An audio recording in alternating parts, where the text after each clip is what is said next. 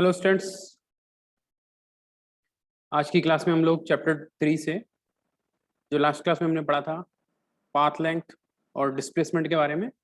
तो difference between path length and displacement, यानी कि पाथ लेंथ और डिस्प्लेसमेंट में क्या अंतर होता है, average speed, average velocity, instantaneous velocity and speed, average and instantaneous acceleration, ये जो कुछ काइनेमेटिक वेरिएबल होते हैं हमारे, इनके बारे में आज हम लोग डिस्कस करेंगे।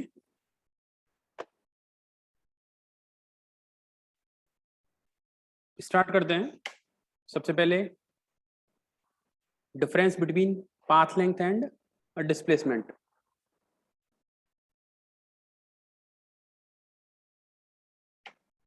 Difference between path length and displacement.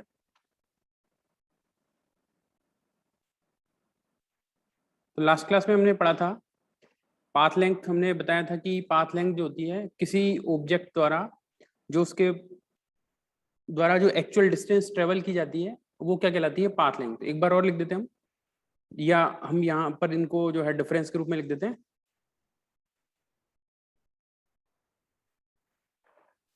एक तरफ हो जाएगा आपके पाथ लेंथ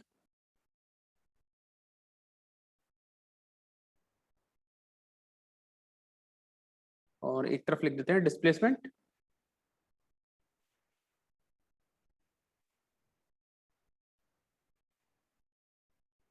क्या डिफरेंस इनमें, जैसे पहला डिफरेंस लिखे हम, पाथ लेंथ क्या होती है, it is the actual distance या actual length of path.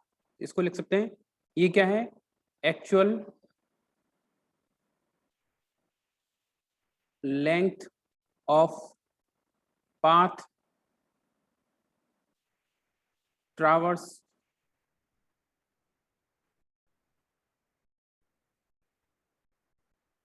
By the object.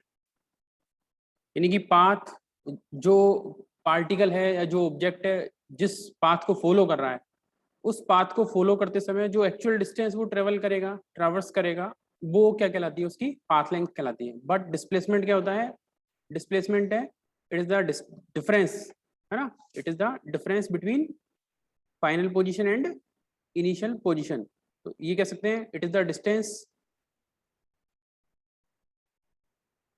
Distance between final position and initial position. एक तो ये डिफरेंस हो गया। दूसरा डिफरेंस क्या लिख सकते हैं इनके बारे में, कि अगर जैसे कि हम यहाँ पर वन डायमेंशन की बात कर रहे हैं या थ्री डायमेंशन की बात करें, तो पाथ लेंथ जो है वो हमेशा कैसी होती है, पॉजिटिव होती है। तो ये हमेशा कैसी होती है, पॉजिटिव। तो ये आप ध्यान रखेंगे, पाथ लेंथ ऑलवेज कैसी होती है, पॉजिटिव। बट डिस्प्लेसमेंट जो है वो आपका पॉजिटिव भी हो सकता है, नेगेटिव भी हो सकता है और जीरो भी हो सकता है। तो मे बी पॉजिटिव, नेगेटिव और जीरो। डिस्प्लेसमेंट में भी पॉजिटिव, नेगेटिव और जीरो। पॉजिटिव कब होगा, नेगेटिव कब होगा और जीरो कब होगा? तो जीरो तब होता है जब फाइनल पोजीशन और इनिशियल पोजीशन एक ही होती है। और पॉजिटिव और नेगेटिव जो है ये सेंस लिए जाते हैं आपके पॉजिटिव एक्स एक्सिस या नेगेटिव एक्स एक्सिस के डायरेक्शन के साथ में देखा जाता है, क्योंकि डिस्प्लेसमेंट जो होता है वो कैसी क्वांटिटी होती है, वेक्टर। वेक्टर और स्केलर के बारे में हम थोड़ा आगे पढ़ेंगे, लेकिन फिलहाल हमने वन डायमेंशन के लिए जो डायरेक्शन होती है उनको यूज करने के लिए या उनको शो करने के लिए प्लस और माइनस साइन यूज किया था। पाथ लेंथ जो कैसी क्वांटिटी होती है, स्केलर। ठीक है। और डिफरेंस लिखे हम इनमें, तो और डिफरेंस क्या हो जाएगा, एक होता है कि जो पाथ लेंथ होती है वो हमेशा डिस्प्लेसमेंट से ज्यादा होती है, या कम से कम क्या होगी, डिस्प्लेसमेंट के बराबर होगी। तो इसके लिए ऐसा लिख सकते हैं, path length is greater than equals to magnitude of displacement।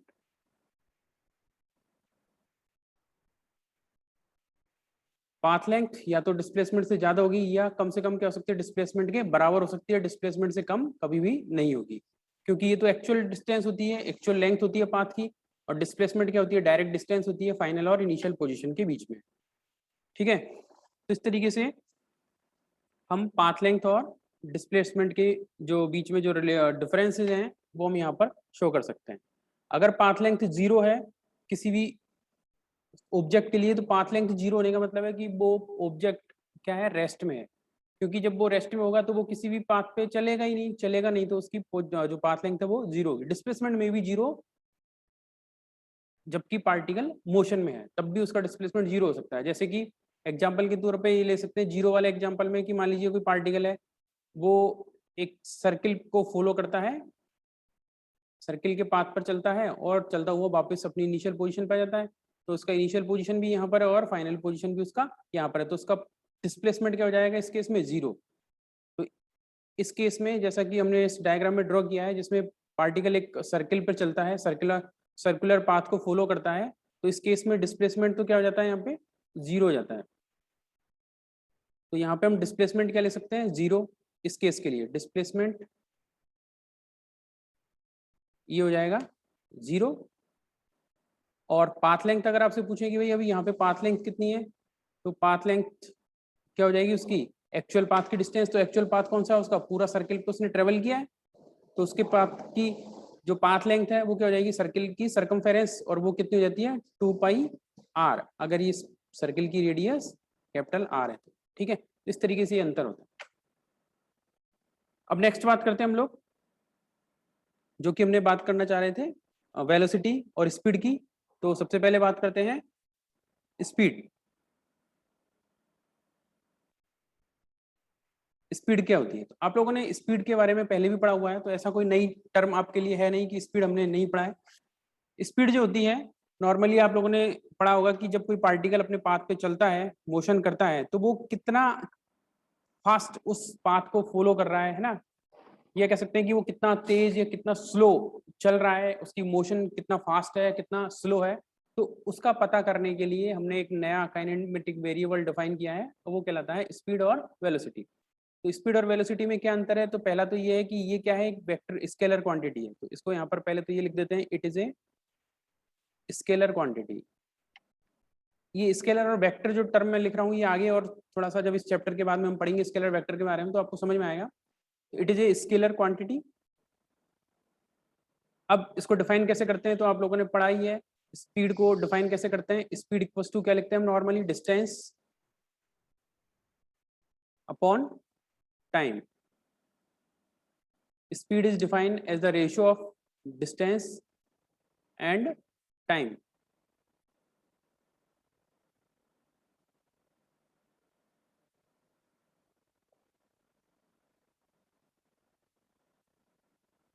ठीक है, तो इस तरीके से आप ये ध्यान रखेंगे।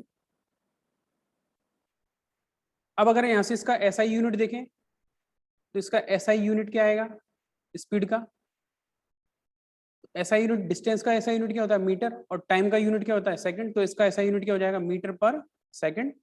क्लियर। और डायमेंशन फॉर्मूला इसको लिख सकते हैं, तो डायमेंशनल फॉर्मूला क्या हो जाएगा, ये डायमेंशनल फॉर्मूला बहुत ही आसान है अब यहाँ से निकालना। तो ये फॉर्मूला जब हमारे ये जो एक्सप्रेशन हमारे पास में आ गया है, तो यहाँ से इसका डायमेंशनल फॉर्मूला लिख सकते हैं, ये हो जाएगा m0 l1 और t-1। क्लियर। अब ये जो स्पीड होती है ये कई तरह की डिफाइन की जाती है, स्पीड जो होती है वो कई तरह की डिफाइन करते हैं, कौन कौन सी होती है, जैसे देखें पहली ऐसा लिख सकते हैं types of speed.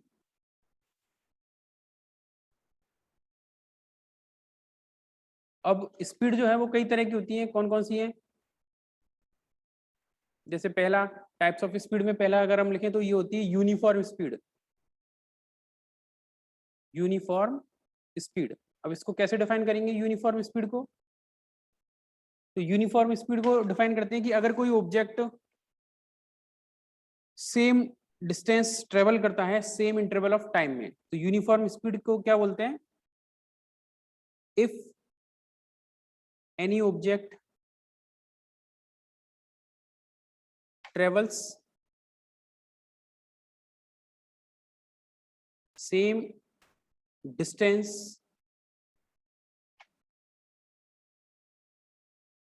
in same time, then its speed is known as uniform speed. Then its speed is said to be uniform speed. ठीक है, अब जो डेफिनेशन हमने लिखी है उसके अकॉर्डिंग यूनिफॉर्म स्पीड आपको समझ में आ गया। फॉर्मूला वही रहेगा हमारा, क्या, डिस्टेंस अपॉन टाइम। लेकिन इस बार अगर हम देखें कि अगर कोई पार्टिकल ट्रेवल कर रहा है और वो सेम टाइम इंटरवल में सेम डिस्टेंस ट्रेवल करता है, तो हम कहते हैं कि उसकी स्पीड कैसी है, यूनिफॉर्म है। दूसरी टाइप की कौन सी होती है, उसको हम बोलते हैं वेरिएबल स्पीड। अब वेरिएबल स्पीड कौन सी हो जाएगी, जिसमें पार्टिकल सेम टाइम में डिफरेंट, या कह सकते हैं अलग अलग जो डिस्टेंस है वो ट्रेवल करता है, तो वो कहलाता है आपका वेरिएबल स्पीड। इसको कैसे लिख सकते हैं, if distance travelled by object और particle is different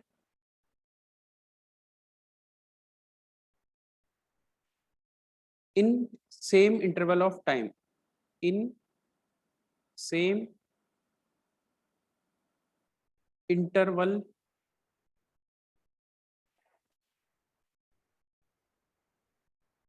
of time, then its speed is known as variable speed। उस केस में इसकी स्पीड कैसी कहलाएगी, वेरिएबल स्पीड। और थर्ड कौन सी होती है आपकी, वो कहलाती है एवरेज स्पीड। एवरेज स्पीड, और एवरेज स्पीड को कैसे डिफाइन करते हैं, ये आप बहुत अच्छे तरीके से जानते हैं। एवरेज स्पीड हो जाएगा आपका टोटल डिस्टेंस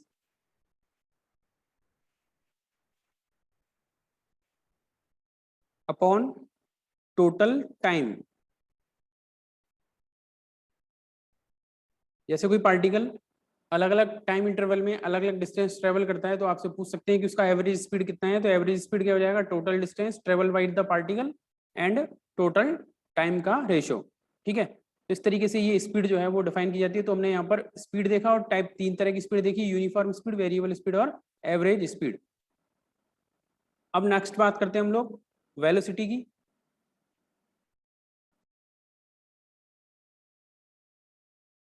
वेलोसिटी क्या होती है, तो पहली चीज तो ये है कि वेलोसिटी जो होती है वो एक वेक्टर क्वांटिटी होती है। तो it is a vector. Vector होने का मतलब है कि इसके साथ में हमें कुछ डायरेक्शन दिखानी होती है कि भाई ये जो फिजिकल क्वांटिटी है, जो काइनेमेटिक वेरिएबल है, ये किसी पर्टिकुलर डिस्टेंस में होगा, पर्टिकुलर डायरेक्शन में होगा। इसको डिफाइन कैसे करते हैं वेलोसिटी को, तो वेलोसिटी हो जाएगा आपका, ये हो जाएगा डिस्प्लेसमेंट अपॉन टाइम।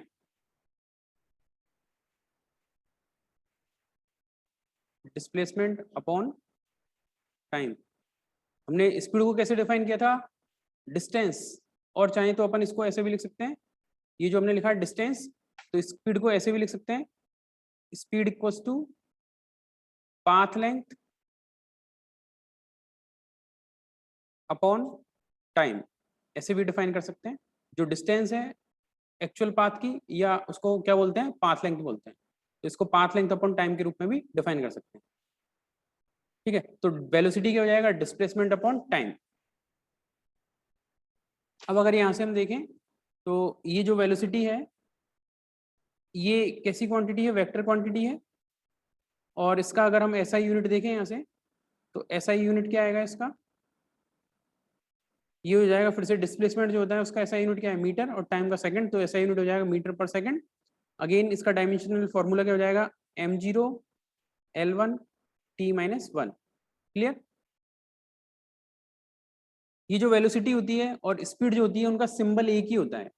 वेलोसिटी और स्पीड का सिंबल एक ही होता है। जैसे कि अगर हम बात करें वेलोसिटी, जो स्पीड जो होती है उसका जो सिंबल होता है वो भी v से लिखते हैं, और जो वेलोसिटी होती है उसका सिंबल भी v होता है, बट दोनों में एक अंतर होता है कि इसके ऊपर एक वेक्टर लगा देते हैं, v वेक्टर बोलते हैं। तो वेक्टर होता है ये, इसलिए v वेक्टर लिखते हैं। तो इसमें केवल एक ही अंतर है स्पीड और वेलोसिटी में, वो एक स्केलर क्वांटिटी है और ये एक वेक्टर क्वांटिटी है, ठीक है। अब जिस तरीके से हमने स्पीड को डिफाइन किया कि वो 3 तरह की होती है, इसी तरीके से वेलोसिटी जो है वो भी 3 तरह की होती है। कौन कौन सी होती है? तो इसको लिख सकते हैं टाइप्स ऑफ वेलोसिटी। तो कौन कौन सी टाइप की होती है वेलोसिटी? तो फिर से वही बात, पहला तो आपका हो जाएगा uniform velocity.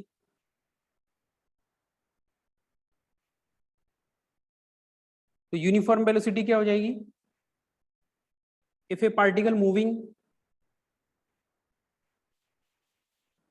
Covers same displacement in same interval of time. तो पहले यूनिफॉर्म वेलोसिटी के लिए क्या हो जाएगा हमारा statement? If particle covers same displacement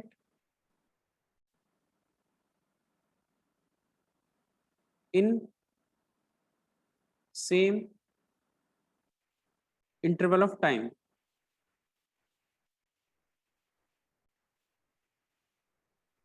then it is known as, its velocity is known as uniform velocity। Clear? दूसरा हो जाता है आपका, उसको हम बोलते हैं variable velocity.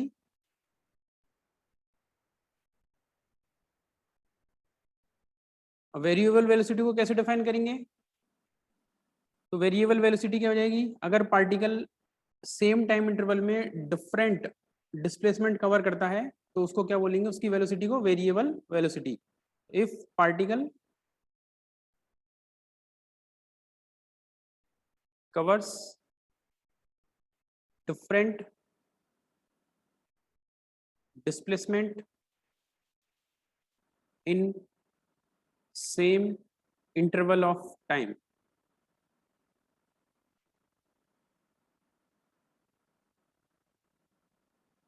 in same interval of time, then its velocity is known as variable velocity। और थर्ड हो जाएगा आपका एवरेज वेलोसिटी। एवरेज वेलोसिटी, और ये एवरेज वेलोसिटी अगर हम देखें पार्टिकल की, ये जो एवरेज वेलोसिटी है ये हम एक्स डायरेक्शन में पता कर रहे हैं, या अगर पार्टिकल का मोशन वन डायमेंशन में है, जैसा कि हम इस चैप्टर में बात कर रहे हैं particle in one dimension motion या motion in a straight line, तो उस केस में एवरेज वेलोसिटी को कैसे डिफाइन करेंगे? एवरेज वेलोसिटी को लिखेंगे average velocity equals to total displacement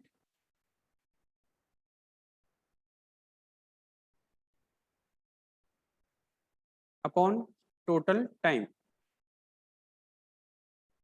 तो ऐसा हो सकता है कि पार्टिकल जो है अलग अलग टाइम इंटरवल में अलग अलग डिस्प्लेसमेंट कवर करता है, तो उस केस में उसकी एवरेज वेलोसिटी अगर हमसे पूछी जाए तो हमारी एवरेज वेलोसिटी हो जाएगी उस पार्टिकल की total displacement upon total time interval, जैसा कि हमने एवरेज स्पीड के केस में लिखा था। ठीक है, अब बात करते हैं, अब इनको जो मैथमेटिकल एक्सप्रेशन अगर हमें इसका लिखना हो एवरेज वेलोसिटी का, तो एक्सप्रेशन मैथमेटिकल जो है वो कैसे लिखते हैं? एवरेज वेलोसिटी को v से लिखेंगे, और यहाँ पर अगर हम पार्टिकल का motion along the x axis माने स्ट्रेट लाइन में या वन डायमेंशनल मोशन में, तो एवरेज वेलोसिटी को वी एक्स से लिख सकते हैं। तो वी एक्स इक्वल टू क्या हो जाएगा? Total displacement. तो टोटल डिस्प्लेसमेंट को आप चाहो तो डेल्टा एक्स लिख सकते हैं, और ये जो टोटल टाइम इंटरवल है ये हो जाएगा आपका डेल्टा टी। इस तरीके से इसको मैथमेटिकल एक्सप्रेशन के रूप में लिख सकते हैं एवरेज वेलोसिटी को delta X upon delta T. वहीं अगर हमें स्पीड को अगर लिखना हो एक्सप्रेशन के रूप में एवरेज स्पीड को, तो इसको v से लिख सकते हैं। एवरेज स्पीड को सिंबल वही रहता है जैसे मैंने बताया, वहां पर मैंने अलग करने के लिए वहां पर सबस्क्रिप्ट लगा दिया है x, that means we are talking about velocity on in the direction of X axis. तो v एवरेज स्पीड का सिंबल v रहता है, क्योंकि ये स्केलर है तो इसको एक्स वाई जेड से कोई मतलब नहीं है। तो v equals to distance, total distance जो होती है उसको आप क्या लिख सकते हैं? डेल्टा एस अपॉन टाइम क्या हो जाएगा? Delta T. यहाँ पर डेल्टा एक्स क्या हो जाएगा? टोटल डिस्टेंस और टोटल पाथ लेंथ। ठीक है, इस तरीके से आपका ये एवरेज स्पीड और एवरेज वेलोसिटी होगा। अब नेक्स्ट बात करते हैं हम इंस्टेंटेनियस स्पीड एंड वेलोसिटी।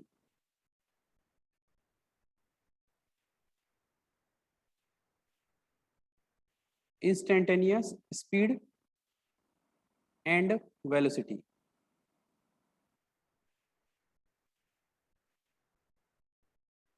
तो ये हमारे पास वहीं से आ जाता है, जैसे कि हमने बात की थी स्पीड की, है ना। हमने क्या बोला था, एवरेज स्पीड। एवरेज स्पीड कैसे डिफाइन किया था इसको, v से लिखा था। v इक्वल्स टू क्या लिखा था, delta S upon delta T. Similar way में हमने लिखा था एवरेज वेलोसिटी। एवरेज वेलोसिटी को कैसा लिखा था, वी एक्स से मैंने लिखा था, तो वी एक्स लिख देता हूं मैं, और ये हो जाएगा delta X upon delta T. ठीक है, एक्स इसलिए लगाया है सबस्क्रिप्ट क्योंकि हम एक्स डायरेक्शन में अगर मोशन की डिस्कस कर रहे हैं तो उसका डिस्प्लेसमेंट डेल्टा एक्स लिखते हैं, अगर वाई डायरेक्शन होती है तो डेल्टा वाई लिख दिया जाएगा। तो यहाँ से इंस्टेंटेनियस स्पीड और इंस्टेंटेनियस वेलोसिटी को निकालने के लिए हम क्या करते हैं, जो अगर ये टाइम इंटरवल है तो इन द लिमिट ऐसा लिख सकते हैं, in the limit delta T tends to zero. जब टाइम जो इंटरवल है अगर ये बहुत कम हो जाए, जीरो के करीब पहुंच जाए, तो उस केस में ये एवरेज स्पीड जो है ये किस में कन्वर्ट हो जाती है, इंस्टेंटेनियस स्पीड में। और इंस्टेंटेनियस स्पीड को आप चाहो तो इसको एवरेज लगा कर लिख सकते हैं, यहाँ पर वी एवरेज है ना, तो ये हो जाएगा instantaneous speed V equal to हो जाएगा limit delta T tends to zero delta S upon delta T. क्योंकि जब लिमिट लगा के लिखेंगे तो आपकी ये वैल्यू क्या हो जाएगी, limit delta T tends to zero delta S upon delta T.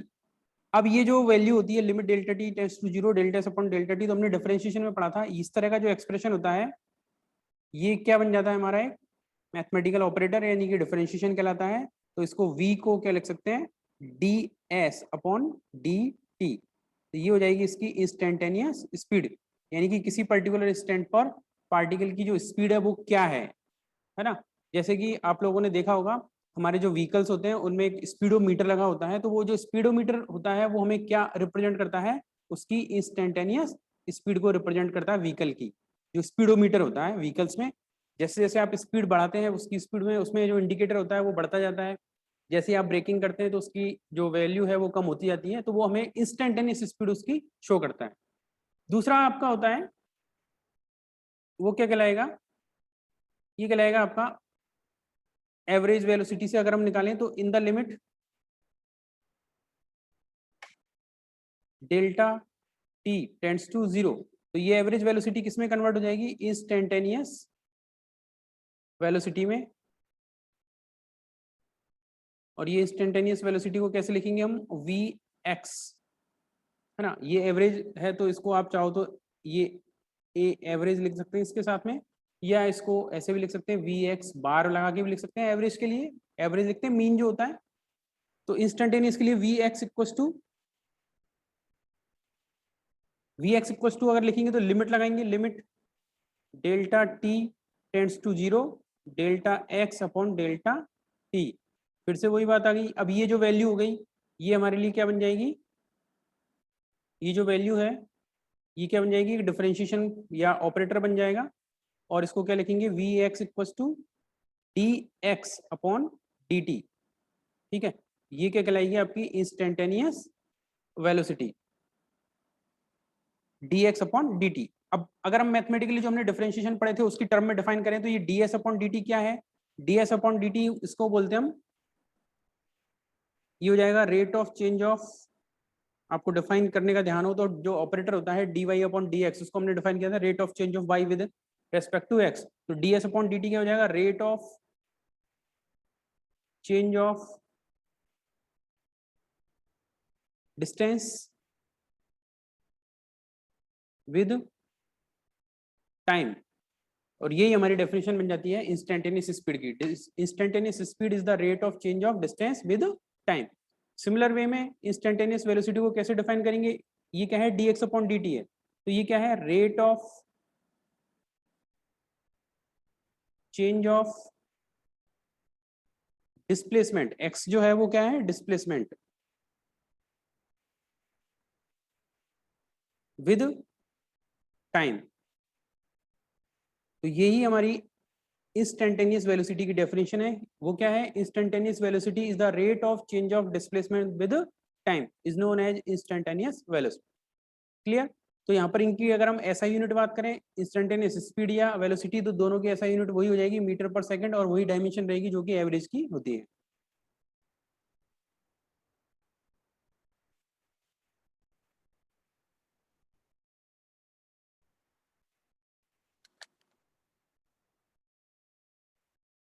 इसके बाद में एक इम्पोर्टेंट जो डेफिनेशन है वो हमारे सामने आती है, उसको हम बोलते हैं uniform and non uniform motion. Uniform and non uniform motion, ये दो चीजें आपको देखने को मिलेंगी। कई बार क्वेश्चन में लिखा हुआ होता है, कई बार हम बात करते हैं कि यूनिफॉर्म मोशन हो रहा है या नॉन यूनिफॉर्म मोशन हो रहा है। तो यूनिफॉर्म मोशन क्या होती है, तो मैं एक बार लिख देता हूं, यूनिफॉर्म मोशन, यूनिफॉर्म मोशन क्या होगा ये यूनिफॉर्म मोशन? तो यूनिफॉर्म मोशन में क्या होते हैं कि जब व्हेन ऑब्जेक्ट, कोई ऑब्जेक्ट है, कोई पार्टिकल है, तो इसको लिख देते हैं when an object moves on A straight line,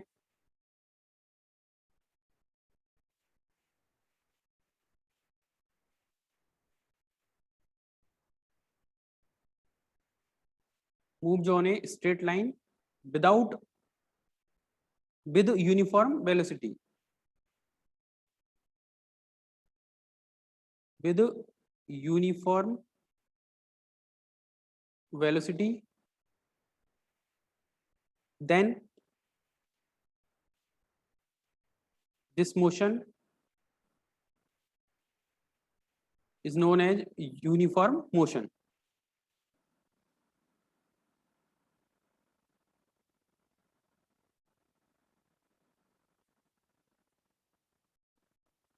तो अगर कोई पार्टिकल किसी स्ट्रेट लाइन पे चल रहा है, स्ट्रेट लाइन पे इसका मतलब है कि वो अपनी डायरेक्शन को चेंज नहीं करता है, वो सीधा जा रहा है तो आगे सीधा ही बढ़ता रहेगा, ठीक है, वो अपनी डायरेक्शन को चेंज नहीं करता है, तो उस केस में पार्टिकल की वेलोसिटी कैसी रहती है? यूनिफॉर्म रहती है। यूनिफॉर्म वेलोसिटी का मतलब है कि वेलोसिटी टाइम के साथ में चेंज नहीं होगी। तो वेलोसिटी टाइम के साथ चेंज नहीं होगी तो न तो वो अपनी स्पीड चेंज करेगा, नहीं उसकी कोई डायरेक्शन चेंज होगी, ठीक है। तो यूनिफॉर्म वेलोसिटी से अगर वो स्ट्रेट लाइन पे चल रहा है, तब उसकी पार्टिकल की जो मोशन होती है वो क्या कहलाती है? यूनिफॉर्म मोशन कहलाती है। अदरवाइज अगर कोई पार्टिकल यूनिफॉर्म वेलोसिटी से मोशन नहीं कर रहा है स्ट्रेट लाइन पे, या वो स्ट्रेट लाइन पे नहीं चल रहा है, तो यूनिफॉर्म मोशन में तो है, बट वो यूनिफॉर्म वेलोसिटी से तो चल रहा है, बट वो स्ट्रेट लाइन में नहीं चल रहा है, तो हम उस केस में उसको कैसा बोलेंगे? नॉन यूनिफॉर्म मोशन बोलेंगे। अदरवाइज वो कैसा कहलाएगा? Otherwise motion is known as non uniform motion, non uniform, ठीक है, ये आप ध्यान रखिए। इसके बाद में बात करते हैं एक्सीलरेशन की। तो एक्सीलरेशन के बारे में आप लोगों ने पढ़ा हुआ है। तो एक्सीलरेशन भी दो तरीके से डिफाइन करते हैं हम, एक तो होता है एवरेज एक्सीलरेशन, और एक होता है इंस्टेंटेनियस एक्सीलरेशन।